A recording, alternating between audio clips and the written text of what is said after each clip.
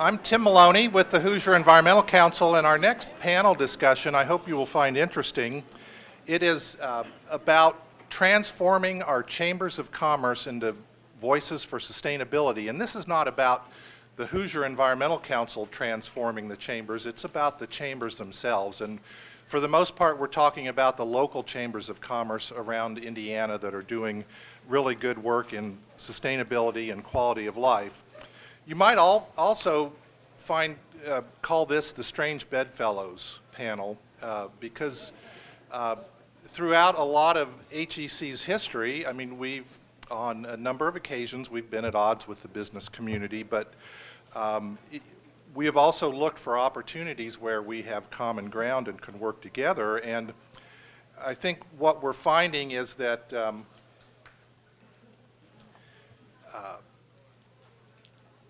economic development philosophies are changing, and the sentiments and perspectives about quality of place and quality of life are becoming more working along the same path between environmental organizations and some local chambers. Others, there's still work to be done there.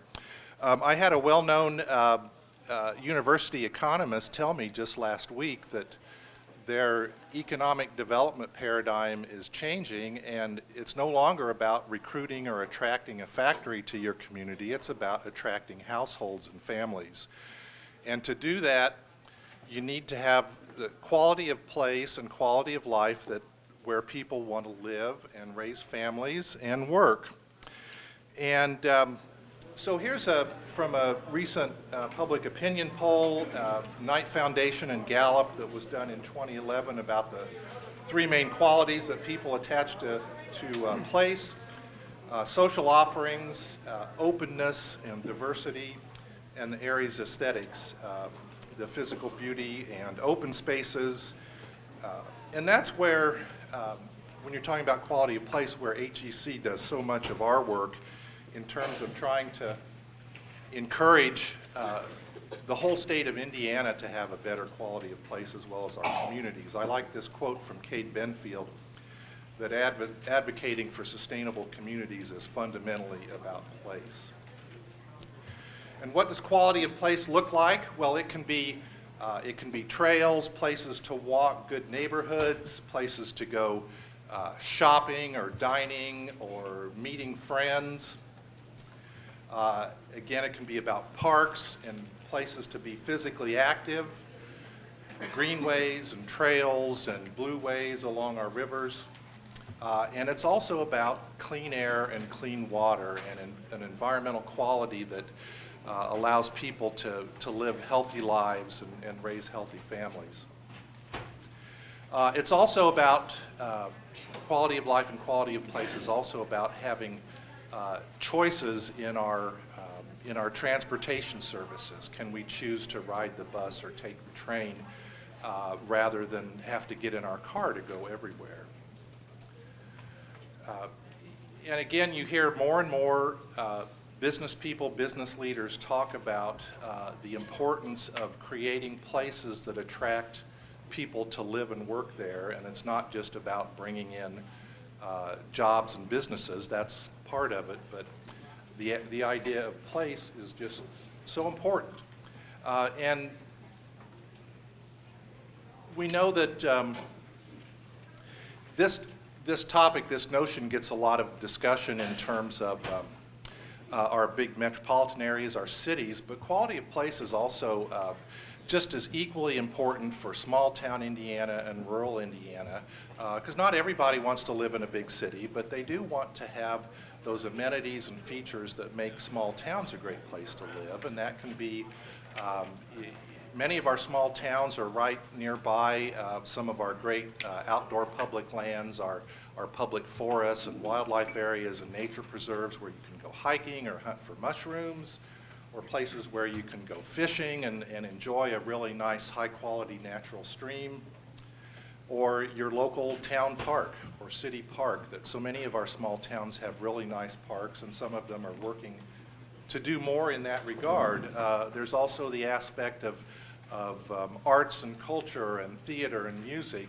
That's not only amenities for big cities, but it's also the kind of quality of place and character and authenticity that attracts people to, and will help those small communities keep people there and keep their young people there and bring in new folks. And places to hang out and meet people and experience the openness of diversity of communities that really have good quality of place. Before we get to our panelists, I'm going to quickly run through the work that HEC's been doing on quality of place. And it's really interesting that, since HEC was formed 32 years ago, quality of life and quality of place have been something that we've worked on and talked about all those years, and it's really nice to have so many more people joining in that effort and in that voice. So we are, our quality of place initiatives include working to protect outdoor lands, our public forests, our fish and wildlife habitats, our streams and rivers, our lakes. We are part of partnering with many groups, including our panelists, on promoting more transportation alternatives, including both greater state investment in public transit as well as an effort to build a world-class regional transit system right here in central Indiana. One of our signature initiatives that we're working on right now is to create a Riverside Park and trail system along the West Fork White River from Muncie to Anderson, creating a premier regional greenway where people can hike and camp and fish and enjoy the White River, which is a great Indiana place that needs to be protected and needs to have its quality protected. And just wrapping up, quality of place is not a frill, it's a necessity, as Richard Florida said. So let me introduce our panelists. Our first speaker will be Mark Fisher, who is Vice President of Government Relations and Policy Development for the Indianapolis Chamber of Commerce. He is an IU grad, grew up in Bloomington, and I've gotten to know Mark very well in our work on the Central Indiana Transit Plan. And our second speaker is Arvid Olson, who is the chairman of the Chamber Council for Greater Lafayette Commerce. That's the combined chambers of commerce for Lafayette and West Lafayette. Arvid is also Director of Development at Faith Ministries in Lafayette, and did coursework and has a degree from Purdue. So I'll bring up Mark, and you're welcome to sit there, sure. Well, considering I think you thank you, Tim. I think you've covered pretty much everything I was going to speak about, so I'm going to turn it over to Arvid. Anyway, I do want to first commend Jesse and Tim and the Hoosier Environmental Council and their outreach to the business community, and really focusing on areas of common interest, not things that divide us, but looking for opportunities to work together for common good and common interest. So very data-driven, and they've really stepped up their game at the Statehouse. So I want to commend them on that. So Tim asked me to talk about why the business community cares about sustainability, or why the Chamber of Commerce. And quite frankly, it's because our customers, our members, who are customers, are demanding that we pay more attention to sustainability. And largely because their customers are demanding that they pay more attention to sustainability. If they're in the architecture and engineering, design, and construction worlds, the large universities and institutional partners are demanding that they have more sustainable designs. A lot of companies are looking for ways to differentiate themselves from their competition. I know for a fact that many of our members use sustainability programs within their own companies to better engage talented employees. It's a way for them to show their commitment to their corporate responsibility efforts, but also ways to engage their employees to be more attractive to the top talent who are much more socially conscious than previously. And it does affect the bottom line. There are many ways that it's not just good for the environment, but it's good for the business. We have a green chamber program where we we enlist the help of our members to develop an application process, and chambers or members of the chamber can apply. They have to fulfill certain requirements to show that they are engaging in sustainable business practices. It helps them, they get the little green chamber sticker, and that helps them with their marketing. And it does show that they are committed to it. But it's not just the large companies, it's the small companies as well. So we host, in conjunction with Keep Indianapolis Beautiful, bi-monthly education series to teach smaller companies little things that they can do in their daily activities to be more sustainable, more green focused. So they are very interested. It sells chamber memberships, and that's why that's one of the reasons why we're interested in it. From a placemaking standpoint, as Tim noted, we too are the Economic Development Corporation for Indianapolis. We also have the Regional Economic Development Business Attraction and Marketing arm called Indy Partnership. And our job is to go out, build relationships with site selectors and industry experts, and get people interested in Central Indiana. And then it's up to the individual communities to compete on their merits for those job investments. And when I was at the Economic Development Corporation for Indianapolis, the conversation quickly shifted from your tax policy and your regulatory policy. Those are important factors, but they're baseline. Now it is much, much more focused on workforce and talent. The conversation has shifted almost exclusively for some companies to, are you going to have the workforce to fill my jobs for the next 10 to 25 years? And so what kind of communities attract those talents, and what are the attributes of those communities that attract the highest talent in the nation? Quality of place, it does instill a sense of pride in a community. It's great that we can celebrate higher design elements in our community and have, it's kind of a stretch for excellence in how we design our city and our buildings and the built environment. We look to promote transportation alternatives. I sit on the Indigo Board of Directors for Indianapolis, but we've worked with our partners like Hoosier Environmental Council and our Metropolitan Board of Realtors and our Transit Alliance, our partners at the Transit Alliance, to go to the Statehouse and ask for permission to ask our citizens to increase their own taxes, to invest in transportation. There is this sense of creating a community for the millennials, but that's all great, but we also have a much more immediate need of workforce mobility. Indianapolis and Central Indiana has seen 16,000 manufacturing jobs leave our region in the past decade. 9 to 10 of those jobs are in Marion County alone. So accessing jobs, accessing health care options, and accessing educational opportunities is very critical for the future of Indianapolis. It also it speaks to the access to food quality. We only, let's see, the stat I have is only 5% of our residents in Indianapolis are within a 5-minute walk of a grocery store. So food access is a critical component to this.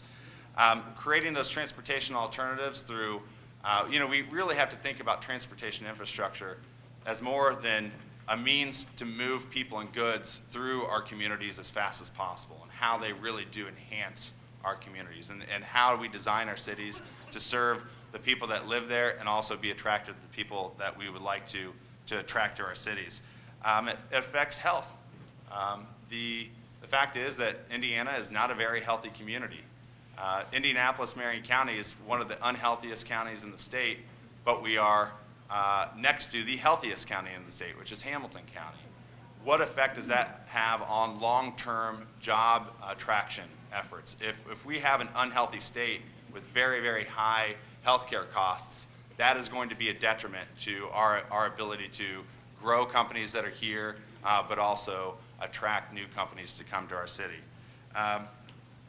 Looking at the reinvestment opportunities in communities. When the Monon went in, it faced a lot of opposition from the neighbors, that their property values would decrease and that crime would increase. Now, 10, 15 years later, the houses on the Monon or next to the Monon Trail are some of the most sought after houses in our region.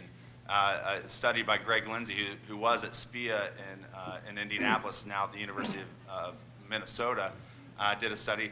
The average home value increased by $13,000 in proximity to the Monon.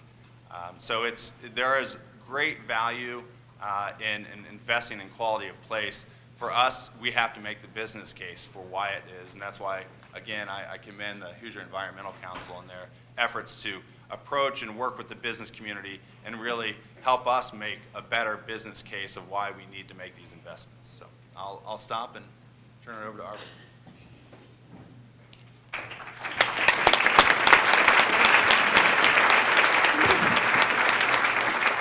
Thanks, Mark. And while we're getting Arvid set up, if anybody has any questions, please write them down, and we'll try to get those in.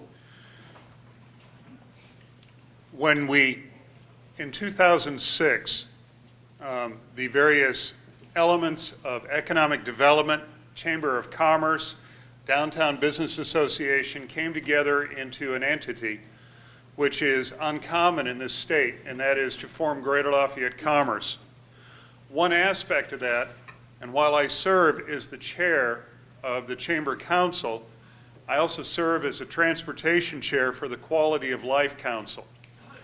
When General Electric announced last year that they would be coming to Lafayette, Indiana, that culminated a courtship that initially started with 22 states, narrowed down to 7 states, a variety of regions, and it ended up with Lafayette, Indiana.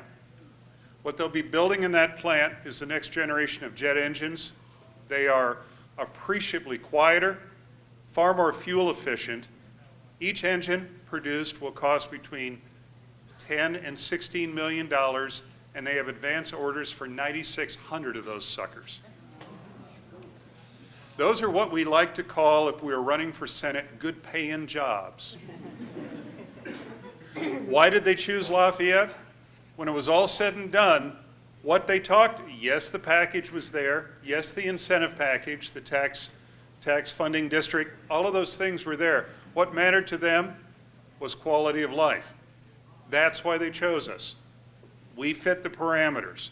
That's how important a good quality of life is.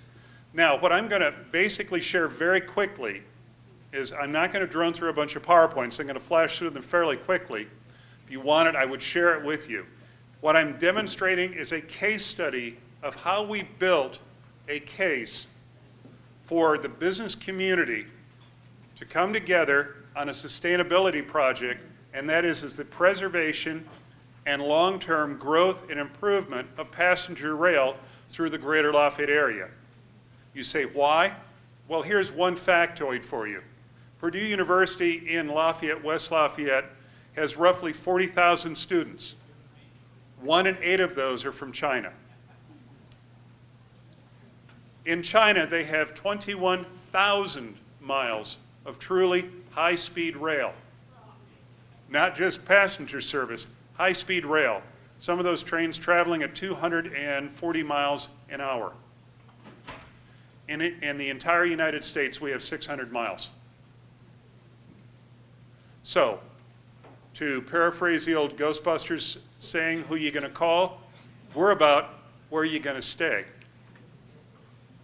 And that's where the case started, as we started building this. The case in mind was simply this. We wanted to talk about keeping the next generation. So we started looking at what people were saying, what was being said in various publications. We started looking about the brain drain. When you began to realize 92% of Purdue graduates leave Tippecanoe County. 61% of graduating students remain in Indiana 1 year after receiving their diploma. And that is just one of an entire string of pearls of colleges that go along what becomes this particular train route we're talking about. What we did and what was done is we commissioned a study from Next Generation Consulting, Rebecca Ryan's group in Madison, Wisconsin. That was published in 2012. They listed 8 steps toward our community going from good to great. The categories were very broad, but they talked, number 1, about inclusiveness. They talked about stitching our communities together, the hilltop to hilltop, we called it. They talked very clearly about sustainability, going green.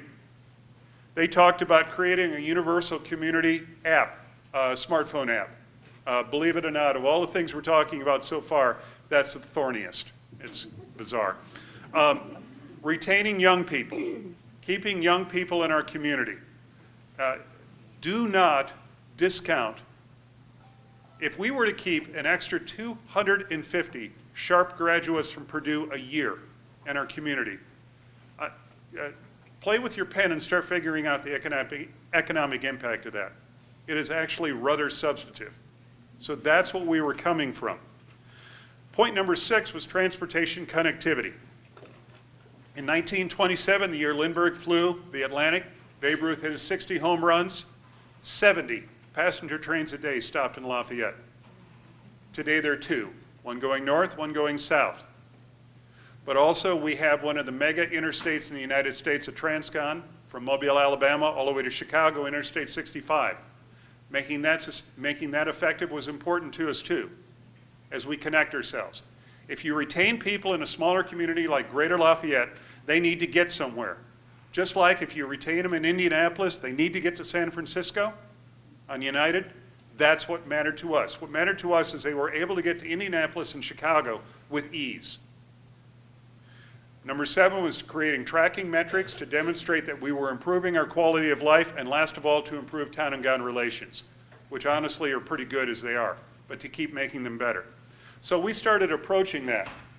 We started talking about the millennials, the doers, the investors, and the creators, the people we wanted to retain. One of the things we began to understand is the millennial lifestyle. When probably over 30 years ago, 80% of young people had a driver's license at age 18. Today it's on its way to 50%. You know, take that one home.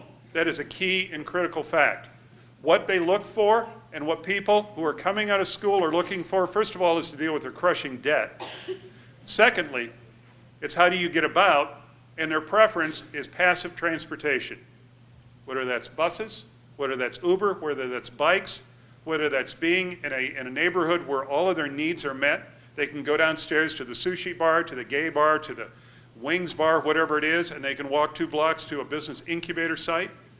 And then they can go catch a bus around town, they can ride their bike around town, they can bum a friend's car and ride somewhere, or they can get on a train and go to Chicago and talk to their investors. That's what we want to retain. From that standpoint, we start looking at their transportation choices, outline the transportation choices that folks had, and begin to understand what the next generation was interested in and what they wanted. From that standpoint, we begin to look at the market.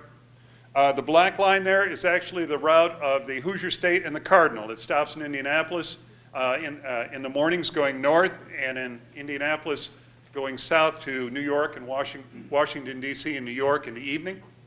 We began to realize the large number of students and what it would mean for Western Indiana, for our community in the state of Indiana, if we were to encourage more and more of those folks to stay put, to stay here. Begin to understand this. Normal Illinois has transformed themselves by being on the main line between St. Louis and Chicago. And it has been proven now, 2 hours out, they can be in Chicago faster than if they lived in the inner suburbs like a Schaumburg or an Elgin. Far cheaper. They can live in a small apartment. They can walk downstairs. They can Wi-Fi themselves all the way into Chicago on a train. Don't have to worry with $80 a day parking. And they can't make apartments fast enough in Normal, Illinois around the train station. What makes it work, by the way, is the fact they're going somewhere between 14 and 20 trains a day, going to St. Louis and going to Chicago. So we then started looking what other folks, including folks like the Brookings Institute and Realtor.com were talking about in terms of the trends of these folks and the fact they're delaying home purchases. Their idea of the future is not necessarily 2.2 children and a nice big quarter acre in the suburbs. That's not what necessarily they're interested in, at least what they tell us. Then we start looking at global passenger transportation and the fact that we are lagging, woefully behind in terms of what all of these countries are doing. Every one of these countries here is not just doing rail transportation, they're doing high-speed rail transportation. And many of these are what we laughingly call third world countries. So we began to start addressing that as well and talking about that. Because it's all about retaining the best and the brightest, people start paying attention and start saying, can we do this in our area and in our community? So with that in mind, we start looking, as I said, about the high-speed rail in this state, in this country, which is woefully behind. From there, we started looking at the fact that funding has not been a priority in the state of Indiana at all. So we began to address that. Understand that that $71 million is for one major project that benefits higher speed passenger trains coming out of Michigan, passing through northern Indiana into Chicago. That's the entirety of what that was. So we realized we needed to begin to slowly address a climate. And the way we started addressing it is not talking about how much fun it was to be on a train or dinner in the diner or any of that cool stuff. We started talking about keeping young taxpayers in this state who are producers and productive people for their life. That's what we were about. That was attractive. That became our ticket to sustainability. So from that, we created the Hoosier State Task Force. Within Greater Lafayette Commerce, we began working with legislators. We began working with elected officials. We began working with people, decision makers in our region. We came up with these steps. 2 years ago, we had a summit, had a number of folks come from around the region, the Midwest, and speak, including a number of those folks who are, quite frankly, rather conservative. And they began to look at this and say, you know what? There could be an opportunity here, especially if there was a public-private partnership. This is the first public-private partnership supporting a passenger rail line in the United States. Then we turned around and realized that the primary provider of that service, Amtrak, was not willing to do what we wanted. So politely and lovingly, we fired them. Nobody had done that before either. And what we did is we found a competent, quality third-party provider. In this case, it was Iowa Pacific Holdings, which is put out, and by the way, these are the steps we're doing to improve it, because we want to not only last where we are now, but take it forward. But the bottom line is that on August 15th, the new Iowa Pacific train was introduced. We're very excited about that, what it is doing. First of all, it is a very refreshing way of travel. It is the ultimate in passive transportation, full Wi-Fi, food service, being treated decently, and seats far bigger and far more comfortable than even first class on a plane between Indianapolis and Chicago. Here's a better view of the train. Notice that is a double-decker with a chef on board. You could be riding that tomorrow.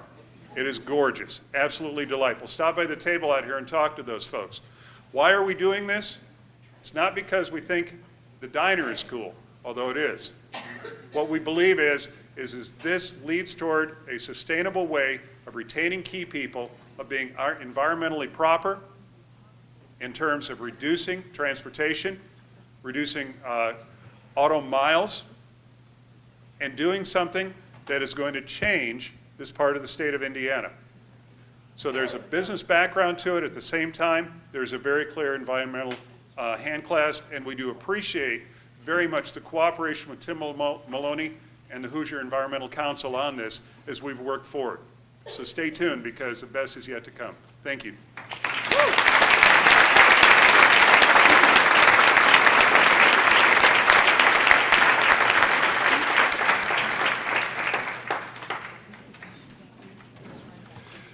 Thank you, Arvid and Mark. We have time for some questions. Nobody has brought me any questions. I do see hands up. Oh, there are? Okay. Amanda, were you bringing cards or? Okay. Hold it up if you have a question. If we don't know the answer, we'll make it up.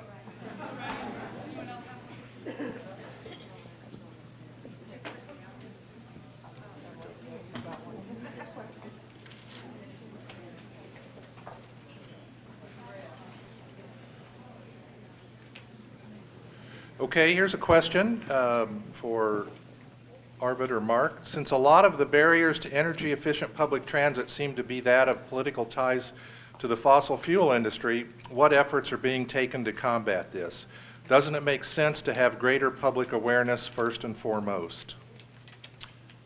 You know, I'll go back to this notion of looking for ways to work with the business community by finding areas of common interest. And as frustrating as national politics can be, and certainly state politics and state and national legislative processes can be frustrating, I find the most enjoyment and the most ability to impact things by looking at the local level. And that's really important, not to make it a partisan issue or demagogue people at the local level, because there are people, maybe non-traditional champions that you can find on the local level for things that you are interested in. So, for instance, Mayor Greg Ballard, Republican, former Marine. He has been a leader on energy efficiency and moving away from fossil fuels through advancing the Indy Connect transit plan, moving towards all non-pursuit vehicles for public safety are now electric hybrids. The Vision fleet moving to hybrid or gas or liquefied natural gas vehicles. The Blue Indy program, the nation's first all-electric car sharing program. The long-term control plan for our combined sewer overflows. Mayor Ballard's, I think the city of Indianapolis is the first city in the U.S. to successfully renegotiate our long-term control plan. There was a financial interest. We saved $800 million over the life of the program, but also delivered the diversion of our sewage into the White River faster and greener through that renegotiation of the long-term control plan. And if there's any doubt amongst our regional mayors, their commitment to quality of life and sustainability, they know that it attracts residents and attracts jobs. Just look at the Central Indiana Regional Cities Initiative application. We have a $30 million ask, $15 million for the Red Line, the first all-electric BRT line in the nation that will run from, the first leg of it will run from Broad Ripple in Indianapolis to here, the University of Indianapolis. We have $5 million for the regional trail network to help communities go further faster with the build out of the regional trail network. And then $10 million for 16 Tech, which is the redevelopment of old industrial sites on the near west side of downtown. This plan was endorsed by all the mayors and town council presidents in central Indiana of communities of 10,000 or more. So these are largely Republican, some Democratic mayors, but largely Republican mayors that understand that quality of place and sustainability are going to be attractive to residents and to businesses. So I'd say again that look for ways and areas of common interest and non-traditional allies as you seek to do this. Much of it is going to happen at the local level, though. We have worked, one of the things that I am very grateful about with Greater Lafayette is that the county, the city of Lafayette, the city of West Lafayette, and Purdue University actually like each other and actually get along. That's, I've lived all over the United States. That's uncommon. I could tell you horror stories from other places of just petty fights that look like, frankly, middle school playgrounds. From that standpoint, an investment in a viable bus system, Greater Lafayette is considered having the best city bus system in the state of Indiana. Those buses are, we're dealing with buses that are basically oversized Priuses sometimes, in many ways, also operating many of them on LNG, and also we are powering a lot of the energy for our bus garage using the wind turbines they have there. We're also stitching together a lot of trails. Why? Because those are things that, again, build the viability of having a strong quality of life. Lafayette looked a whole lot different when I walked into Purdue University for my graduate studies in 1978. It was, to be polite, but ugly. They have worked very, very hard. They've worked hard to maintain a vital and vibrant downtown, to put together a lot of cooperation. Again, because it makes money. That's the Indiana way. It's not the Boulder way. It's not other places in the United States. They have a different way of getting it solved, and I think that's very critical. As you look to impact your local community, you need to look at it from the eyes of the people that are serving in that community currently, how to come alongside them and say, here's how we make this better, and because there's a bottom line benefit to it. Okay, thanks. Just time for maybe one or two more, but wanted to quickly mention some key hashtags on this topic, which is hashtag INTransit. Addison, is that right? And there's a Hoosier State hashtag, right? Hashtag Hoosier State. So you can follow what's going on there. So here's a question, I think, for both of you. How much did your visions for sustainability initiatives come from within your organizations versus from your constituents? They always come from the constituents. We are here to serve our members. We are nonprofits, so the members own our organizations. Some of our constituents are elected officials, and that really are drivers of economic development, but this isn't staff saying this is the right thing to do. These are the businesses that are saying this is the right thing to do. We have, as I said, roughly 1,100 members of Greater Lafayette Commerce. So I could talk about the two-person chocolate shop downtown, or I could talk about the greenest large manufacturer possibly in the United States, and that's Subaru, which is a zero landfill entity. They're in the process of, they are doubling down. Instead of building their second plant in Mexico, they are wanting to radically increase what they're producing in Lafayette while remaining environmentally sensitive. But they need initially 1,200 more people and long-term 2,500 more people to work in that plant. So all of a sudden they're saying to us, can you help us to develop commuter rail between Indianapolis and Lafayette? Why? Because it's frequent, it's regular, it's consistent, and reliable, just as the red line is working to be developed. So people on the north side of Indianapolis can work on the south side of Indianapolis. It's the same equation. We listen to the people, large and small, that are saying, help us to have a better community, help us to have a viable community, help us to retain the people we need to. And believe me, they pay the bills, bless their hearts. I'm going to pull rank here. We've got a lot of great questions that we can't all get to, but I'm happy to talk with anybody who sent these in to try to answer your questions, or grab Arvid or Mark after as we're going into lunch.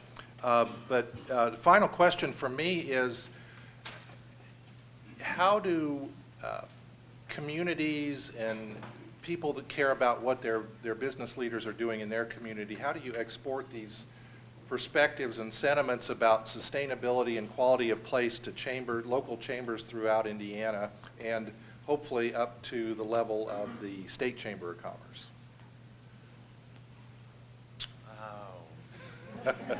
Come on, that's an easy one, Mark. It's how do you help, especially for rural Indiana and smaller towns and their chambers, how do you help them find their place in the new economy? How do you help them find their place in the 21st century economy?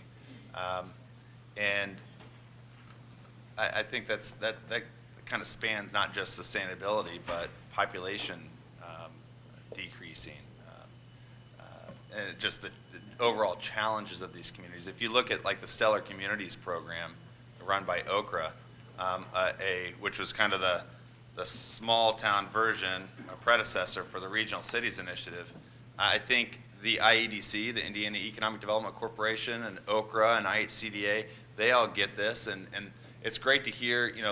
The thing about regional cities was this is the first time we've heard the Indiana Economic Development Corporation or the predecessor in the Department of Commerce speak about economic development beyond that transaction. beyond the big jobs announcement, but they recognize the importance of talent in the future economy and how quality of place drives talent. And so I think the state agencies are certainly getting it, but look at stellar communities. It's about creating better quality of place and quality of life in smaller communities. So as an urban chamber, we are supportive. I just met with the director of Okra this week. We are supportive of increasing funding for those types of programs. If you look at, as we look regionally with smaller communities, I think it's important to understand the economics of scale. Warren County or Benton County, they have lost population every census since 1890. So, a precision manufacturer settling in Fowler, Indiana, hiring 25 people is a really big deal. And I think it's important to help them see that through, that is a good choice and something that is beneficial. Tagging on to Mark's comment about stellar communities, when Delphi earned the Stellar Community Award, one of the key things they did was pool the resources to build on the tourism, of that being the Erie Canal, the Wabash and Erie Canal, one of the leading remnants of the canal, also to renovate an opera house downtown. Why? So people coming in to look to develop in Delphi would look at that and say, well, this is kind of a cute little place. And that matters a lot. That matters a lot to people as they're looking to find the affordable place, the friendly place to develop their business. So be looking for those things, those natural connectivity things that make that community unique, and build on it and strengthen it to use that as leverage to attract the next generation of people. Thanks. I think we're just about out of time.